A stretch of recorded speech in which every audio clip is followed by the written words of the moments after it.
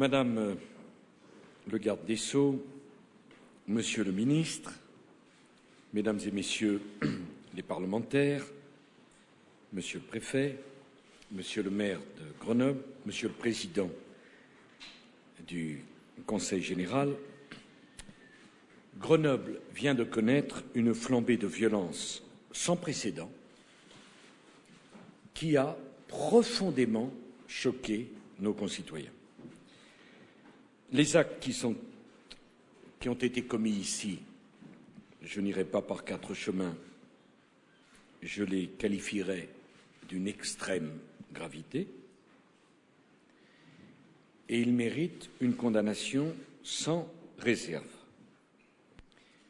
Les forces de l'ordre ont été prises à partie par des assaillants qui se sont permis de tirer sur les forces de l'ordre à balles réelles, avec l'intention de tuer. Ce sont des tentatives de meurtre. Tous les moyens seront mis en œuvre pour que les auteurs soient retrouvés et châtiés. Et je le dis aux Français, nous les retrouverons tous. Des policiers de la BAC, Brigade anticriminalité de Grenoble, ont fait l'objet de menaces de mort. C'est inacceptable. Je veux les assurer de notre soutien, de ma confiance, de ma reconnaissance et leur dire que nous n'aurons aucune complaisance, aucune faiblesse vis-à-vis des délinquants et des criminels qui seront mis hors d'état de nuire et dont la seule place est en prison. Une enquête est engagée pour trouver ceux qui ont proféré ces menaces. Tous seront retrouvés et déférés devant la justice. Je ne peux naturellement pas en dire plus, mais vous verrez que les résultats ne vont pas tarder. L'homme qui est tombé sous le tir d'un policier venait de commettre un braquage.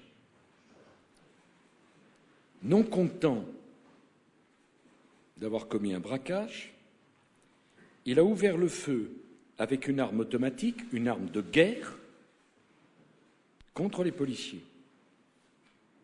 Les policiers ont riposté en état de légitime défense. En tant que chef de l'État, je veux dire que les policiers n'ont fait que leur devoir.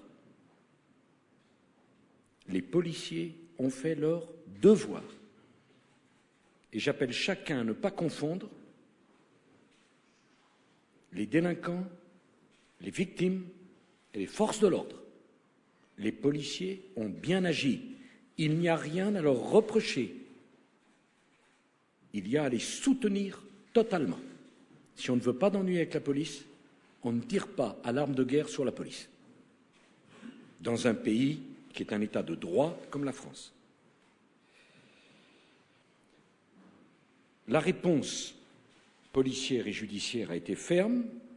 26 placements en garde à vue, 11 comparutions immédiates, 5 personnes écrouées, 10 convoquées devant un juge. Les violences qui ont frappé la ville de Grenoble sont le fait d'une petite minorité, certes, mais d'une minorité qui a voulu marquer son allégeance envers les truands. C'est trop facile de dire qu'il y a d'un côté la grande délinquance et de l'autre la petite délinquance. En l'occurrence, la petite délinquance a été instrumentalisée par la grande délinquance. Nous ne laisserons pas des caïds s'installer dans les quartiers de Grenoble, devenus à la fois leur proie et leur repère. Parce que ces deux individus, une fois le braquage commis, sont revenus à dessein dans ce quartier, espérant bénéficier de l'impunité du quartier. C'est donc une guerre que nous avons décidé d'engager contre les trafiquants et les délinquants, comme nous l'avons fait en Seine-Saint-Denis. Nous avons décidé de nous occuper particulièrement de certains territoires qui ont besoin d'une action ciblée pour que les conditions de l'ordre républicain y soient rétablies. Tel est le cas de cette ville et de ce département. Il n'y a aucune volonté de stigmatisation. Tous les élus, ce n'est pas une affaire d'opposition, de majorité, de gauche ou de droite, c'est une affaire d'intérêt général. Qui peut bien avoir intérêt à ce qu'on tolère qu'on tire à l'arme automatique contre des fonctionnaires de police? Personne. Avec le ministre de l'Intérieur, nous avons donc décidé la nomination d'un nouveau préfet, Éric Ledoiron. Éric Ledoiron a une longue expérience. Il a exercé les plus hautes responsabilités dans le domaine de la sécurité. Cet homme a toute ma confiance. Et comme à Christian Lambert, je lui demande de restaurer l'autorité de l'État sans faiblesse partout où elle sera mise en cause. Éric Ledoiron, aucune cité, aucune rue, aucune cage d'escalier, aucune barre d'immeuble ne doit échapper dans ce département et dans cette ville à l'ordre républicain. C'est votre devoir. Alors, il y a eu un grand débat pour savoir si un policier pouvait être préfet.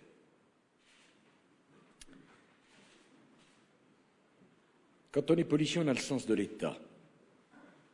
Et le préfet représente l'État.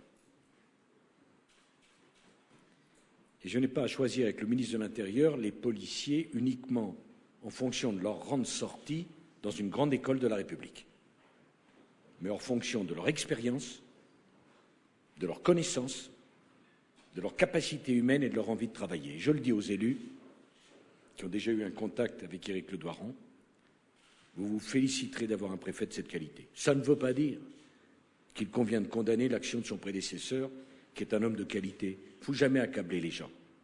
Simplement, face à certaines situations, il est de mon devoir de trouver la meilleure personne à la meilleure place. Éric Ledoiron, comme Christian Lambert, sera cette personne. Par ailleurs, je vous annonce que notre volonté de déloger les trafiquants de leurs repères va nous amener à créer à Grenoble et dans l'Isère un GIR départemental qui pourra porter l'effort d'investigation judiciaire au plus près des besoins du terrain. Depuis 3 jours, un inspecteur du fisc est installé dans les services de police et nous allons nous intéresser au patrimoine des délinquants à Grenoble comme dans l'Isère de façon extrêmement approfondie. Extrêmement approfondie. Alors, j'entends bien le discours qui parfois est tenu, et je n'en veux à personne. Mais je voudrais que vous me compreniez. Si devant des événements de cette gravité, je n'étais pas venu, on m'aurait à juste titre, reproché de ne pas avoir pris la mesure de la gravité du problème. Je viens. On me dit il ne faut pas stigmatiser, il faut savoir. Bien sûr qu'il y a des choses formidables à Grenoble et dans l'Isère qui pourraient le contester. Et j'ai été suffisamment à Crolles, le président Valigny le sait bien, pour dire combien je me félicite de l'imagination de la population de ce département et de cette ville qui a accueilli, il y a quelques années quand même, des Jeux Olympiques qui font date et qui a tellement de chercheurs, d'étudiants, de personnes de qualité. Mais en même temps, je dois voir la réalité telle qu'elle est. Ce qui s'est passé n'est pas acceptable. Je vous le dis, pas un seul policier ne s'en ira. C'est les délinquants qui reculeront. J'ajoute, on m'a proposé, je l'ai vu, un Grenelle de la sécurité ou des États généraux de la sécurité. Pourquoi pas? Mais réfléchissez. Si j'étais venu ici pour vous dire on a tiré balles réelles sur des policiers, j'organise un colloque, qui m'aurait pris au sérieux? Ce n'est pas un problème social, ce qui s'est passé. C'est un problème de truand. Ce sont des valeurs qui sont en train de disparaître. Il faut marquer un coup d'arrêt. Alors je sais que dans le débat, dans le cadre du débat républicain, il peut y avoir des échanges entre les forces politiques, ce qui est normal. Mais qui peut penser que c'est quelques îlotiers supplémentaires qui permettront d'éradiquer les caïds, les trafiquants et les trafics?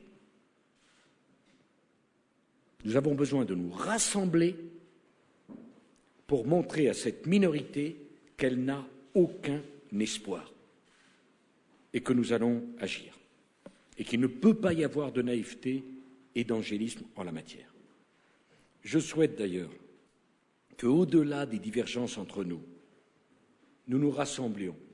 La vidéosurveillance, la vidéoprotection, on en a besoin. Il n'y a pas les caméras de gauche et les caméras de droite. Il y a le fait que les délinquants, grands ou petits, craignent par-dessus tout d'être pris dans les images parce que c'est des preuves judiciaires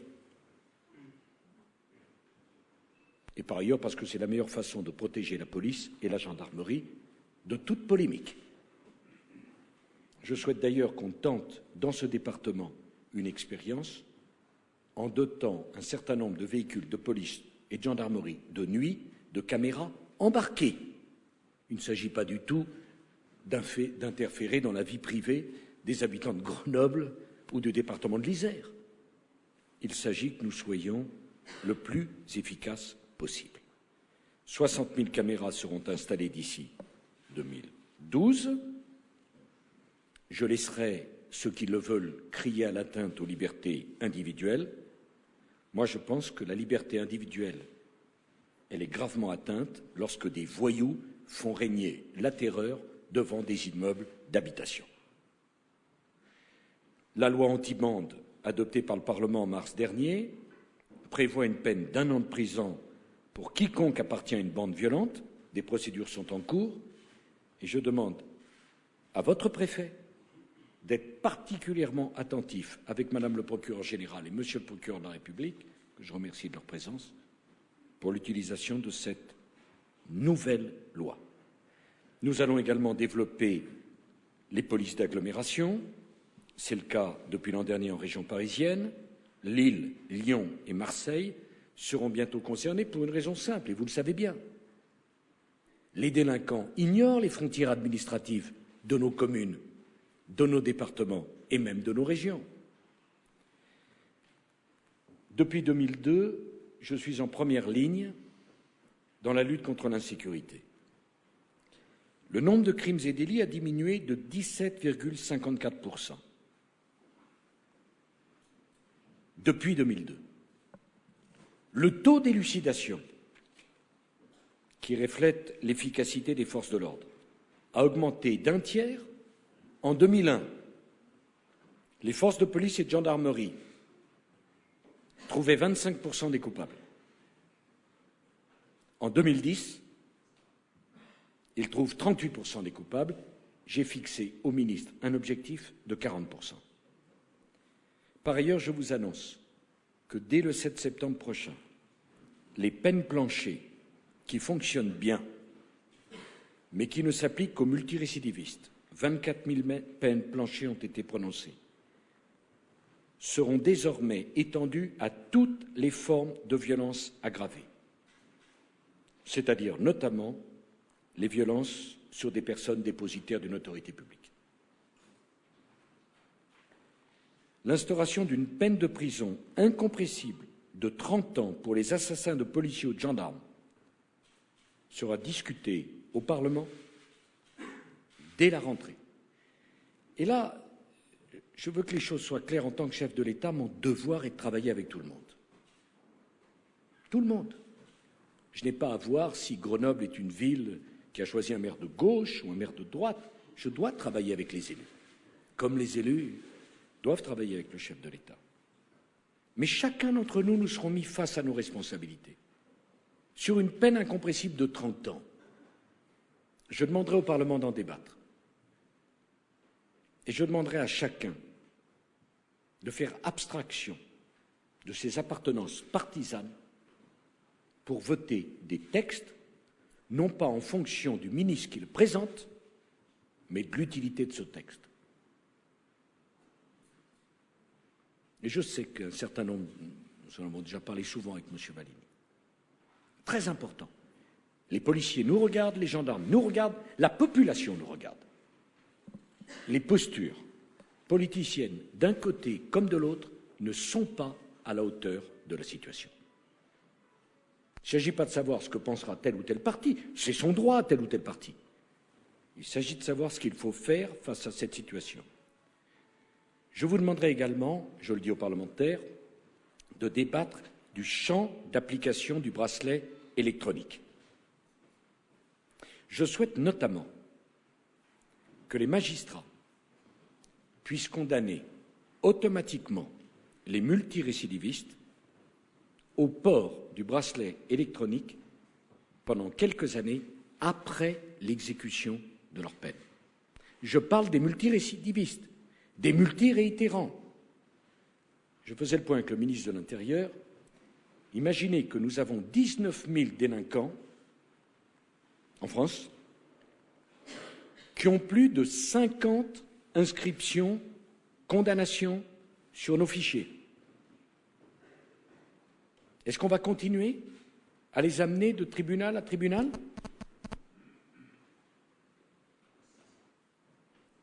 De même, nous allons réévaluer les motifs pouvant donner lieu à la déchéance de la nationalité française. Je prends mes responsabilités. La nationalité française doit pouvoir être retirée à toute personne d'origine étrangère qui aurait volontairement porté atteinte à la vie d'un fonctionnaire de police ou d'un militaire de la gendarmerie, ou de toute autre personne dépositaire de l'autorité publique. La nationalité française se mérite et il faut pouvoir s'en montrer digne quand on tire sur un agent chargé des forces de l'ordre. On n'est plus digne d'être français. Je souhaite également que l'acquisition de la nationalité française par un mineur délinquant au moment de sa majorité ne soit plus automatique.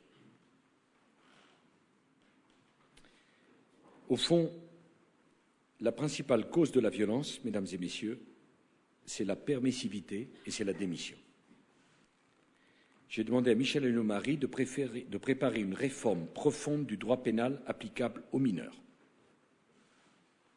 Et je souhaite que nous examinions sans tabou toutes les pistes envisageables. Je n'ai pas la vérité. Mais convenons que l'ordonnance de 49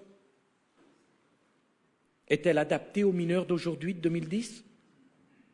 Ou est-ce qu'on doit considérer que ce texte, qui a plus de 60 ans, ne peut pas être touché, ne peut pas évoluer ?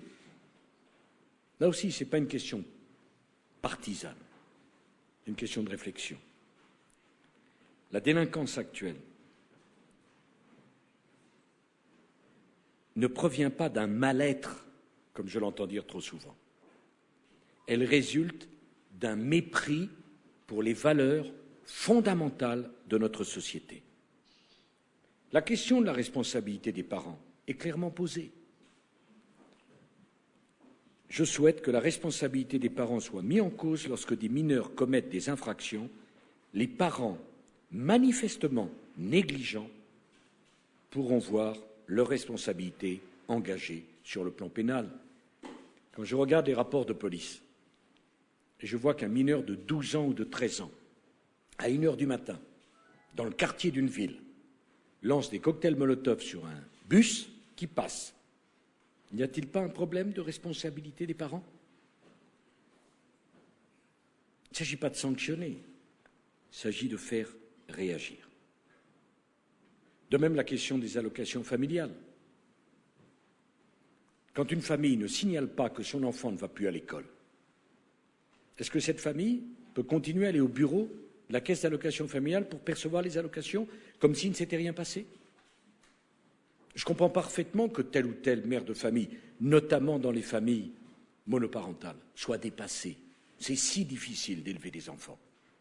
Mais je ne comprends pas qu'on ne le signale pas au chef d'établissement. Et quand la famille réagira, les allocations familiales qui ne lui auront pas été versées lui seront reversées quand l'enfant ira de nouveau à l'école. J'ajoute que nous ne pouvons plus tolérer le comportement de certains jeunes qui empêchent les autres d'étudier. Nous allons donc ouvrir à la rentrée prochaine une vingtaine d'établissements que j'appelle de réinsertion scolaire, qui disposeront d'un encadrement renforcé et adapté.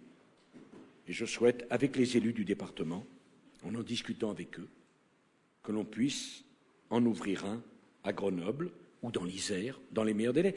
Il s'agit, vous savez, de ces jeunes collégiens qui ont déjà été renvoyés 2 ou 3 fois des autres établissements, qu'on se repasse d'établissement en établissement parce qu'on ne sait plus quoi en faire, et qui empêchent les autres d'étudier et de vivre tranquillement. Ce n'est pas non plus une question de droite ou de gauche, c'est une question de bon sens. Qu'est-ce qu'on en fait et comment on réagit? La menace de l'exclusion est une plaisanterie face à des collégiens ou des lycéens qui, de toute manière, ne vont plus à l'école. Nous devons nous poser les questions sans tabou, sans excès, c'est vrai, sans stigmatisation, sans amalgame, c'est vrai, mais sans faiblesse non plus. Ce qu'attendent de nous les Français, ce n'est pas que nous nous réfugions derrière une posture. À moi le grand cœur ou à moi le grand bâton. Non, il ne s'agit pas d'opposer ceux qui ont un cœur et ceux qui sont fermes. Il s'agit d'être à la hauteur des responsabilités que nous sont confiées les Français, qu'elles soient locales, départementales, régionales ou nationales, et de nous hisser au niveau de ces responsabilités. Le monde change. Beaucoup de nos jeunes ont changé, des valeurs ont été détruites. Il nous faut adopter des réponses adaptées à la situation et pas décliner les uns comme les autres un catéchisme qui serait frappé par la plus grande inefficacité. J'ajoute que beaucoup de jeunes qui sortent de l'école à 16 ans n'ont aucune qualification et disparaissent totalement de la situation. Chacun d'entre eux, nous leur proposerons une formation ou un travail jusqu'à leur majorité, parce qu'on ne peut plus laisser les décrocheurs sortir de nos systèmes comme cela. Alors on me dit, mais vous allez faire un fichier. Oui, mais si on ne fait pas le fichier des jeunes qui sortent de l'école à 16 ans et qui disparaissent jusqu'à 18 ans, vous croyez que ça leur fait du bien de rester comme ça pendant 2 ans, sans rien? Il ne peut pas y avoir un seul de ces décrocheurs sans qu'il y ait une réponse adaptée.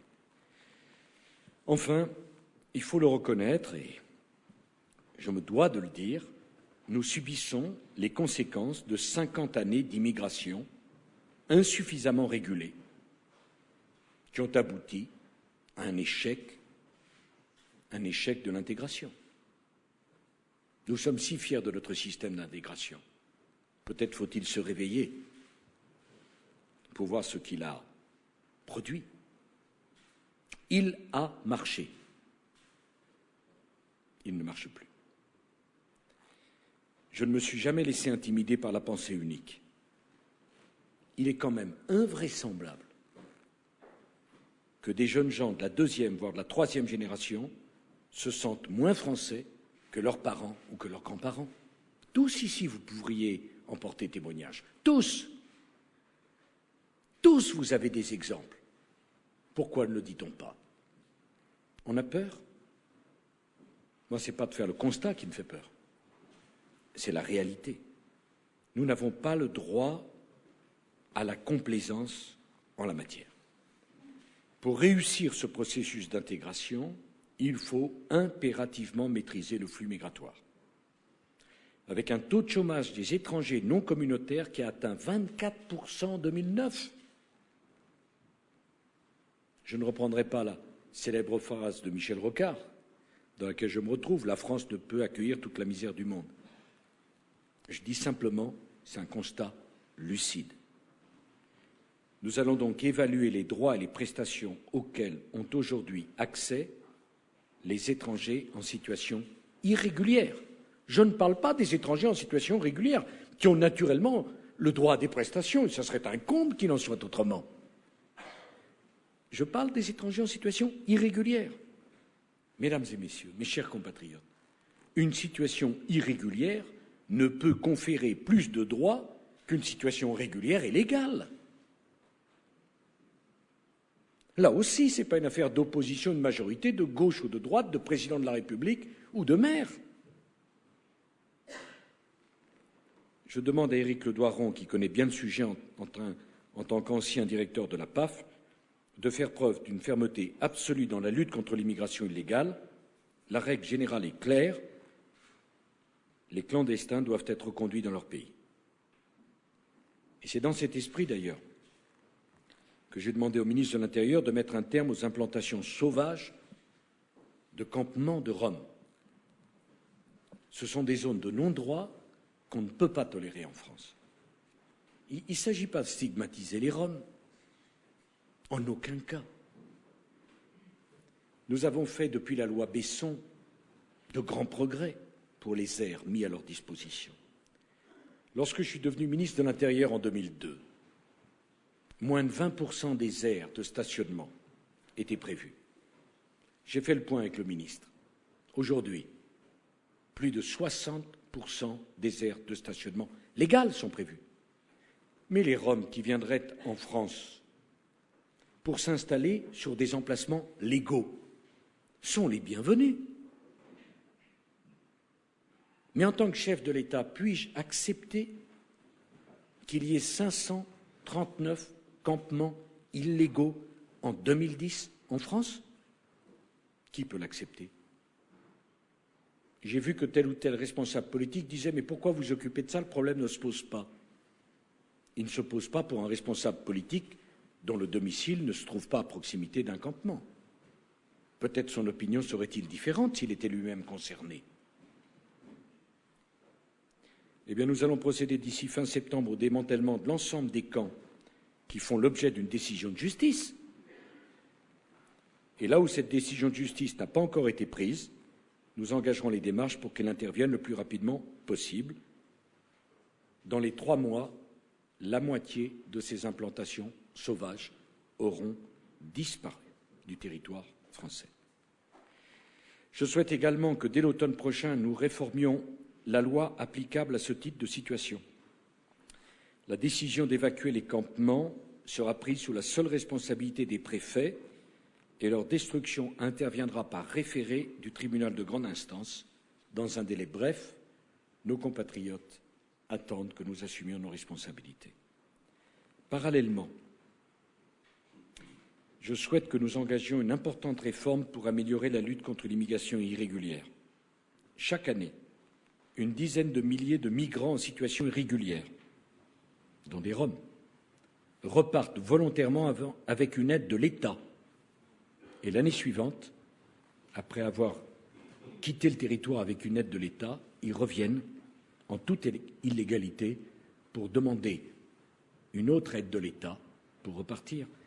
Cela s'appelle un abus du droit à la libre circulation. Enfin, la politique de la ville. Nous lui consacrons 15 milliards d'euros depuis 2005. 15 milliards d'euros. Ce sont des moyens considérables apportés par l'État, y compris en Isère. Mais nous sommes en droit d'attendre, en échange, le respect d'un certain nombre de règles. Les moyens ne sont pas tout. Il faut d'ailleurs que nous nous posions ensemble, élus comme ministres et présidents, le problème de l'attribution à certains quartiers. Ces aides doivent être attribuées aux quartiers qui en ont le plus besoin. Aujourd'hui, tous les quartiers les demandent. Il faut bien reconnaître les choses. Le zonage géographique n'est plus adapté à la situation. Autre chose, il n'y a pas d'évaluation. On refait des quartiers, on refait des immeubles, mais si on y met les mêmes personnes dans les mêmes conditions, qu'est-ce qu'on a changé? Je ne remets pas en cause la politique de la ville, qui est un progrès. Et nous allons continuer. Mais nos compatriotes, qui payent pour cette politique de la ville, sont en droit d'attendre de nous autre chose. Et je le dis parce que ce qui se passe dans ces quartiers est extraordinaire. Il y a une vie associative. Il y a des gens qui ne demandent qu'à s'en sortir. Il y a des résultats considérables. Et tout ceci peut être mis par terre parce qu'une minorité met la pagaille sous le regard des médias qui font leur travail, attachés qu'ils sont sur le spectaculaire, et c'est ainsi des années de travail de militants associatifs, d'élus locaux, de gouvernements, qui se trouvent réduits à néant, et on est parti pour la stigmatisation. J'appelle à ce que nous repensions nos procédures. L'évaluation n'est pas un gros mot. Le zonage. Et puis par ailleurs, réfléchissons à la diversité sociale aussi. Parce que si on met toujours les mêmes dans les mêmes quartiers, ne nous plaignons pas ensuite qu'ils deviennent des ghettos. Des quartiers, y compris de la ville de Grenoble, étaient il y a quelques années des quartiers où il y avait une diversité sociale et diversité d'origine. Il est certains collèges, j'en parlais avec le président, où malgré les efforts que vous faites tous, il n'y a plus une famille qui veut mettre ses enfants. Ah, ça ne fait pas bien de le dire. Et pourtant, c'est la vérité. Pourquoi? Parce qu'on ferme les yeux. Et parce qu'on ne remet pas en cause. Alors évidemment, à moi on me dit des policiers supplémentaires, on en mettra à Grenoble et dans l'Isère. Mais ce n'est pas tout. Des moyens supplémentaires, bien sûr. Mais l'État, ça ne peut pas être donner toujours plus et attendre toujours moins. La société ne peut pas fonctionner comme ça. Vos propres familles ne fonctionnent pas comme ça. Dans notre vie professionnelle ou personnelle, on ne fonctionne pas comme ça. Eh bien, les événements que Grenoble vient de connaître et leur gravité imposent de notre part une réponse ferme, mais ce peut être une opportunité de sortir de la pensée unique sur la politique de la ville, sur la politique de l'immigration et sur la politique de la sécurité. Grenoble ne mérite pas l'image qui en a été donnée la semaine dernière.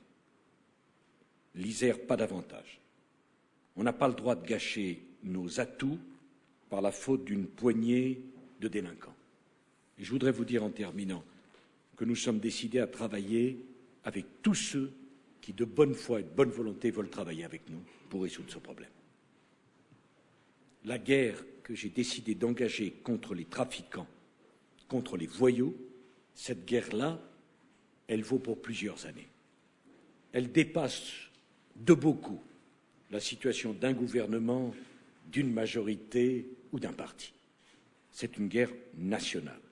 Et je suis sûr que dans toutes les formations politiques, il se trouve des femmes et des hommes de bonne volonté qui sont décidés à réagir et à apporter leur soutien dans cette action au gouvernement de la République. Je vous remercie de votre attention.